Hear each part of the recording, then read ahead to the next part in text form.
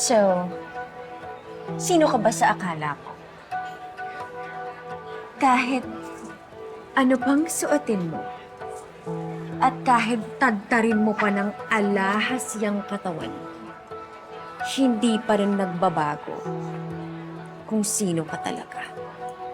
Ikaw pa rin si Emma.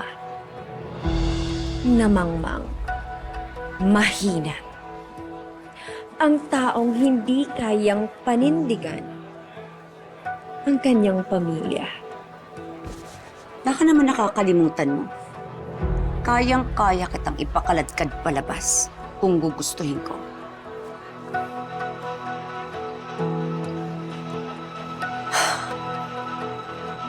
I'm so scared. Tapang-tapang mo naman.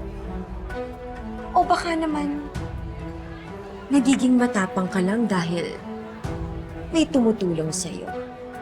Sabihin na lang natin na malakas ako sa Diyos. Dahil hindi niya ako pinabayaan. Hindi niya ako hinayaang mabulok sa impyernong pinaglagyan mo sa akin. At ngayong nakabangon na ako. Matakot ka. Dahil babawiin ko lahat ng nawala sa akin. At ilalayo ko na sa'yo si Mookie. Eddie, good luck. Yun kung sasama sila sa'yo. Dahil ang alam ko, hindi ka lang nila basta kinalimutan. Nagtanim din sila ng galit sa'yo. So go ahead. Call them, message them, puntahan mo sila for all I care, Emma. Pero, huwag kang iiyak, ha? Kapag tinaboy ka nila, kagaya ng ginawa mo sa kanila. Cheers, everyone! Cheers!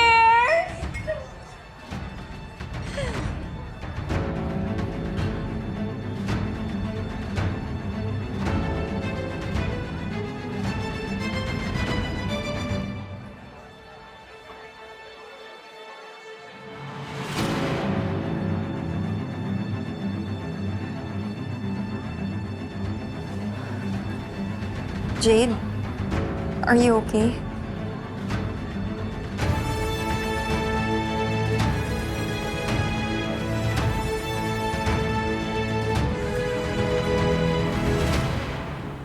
Parang mali yung nagawa ko.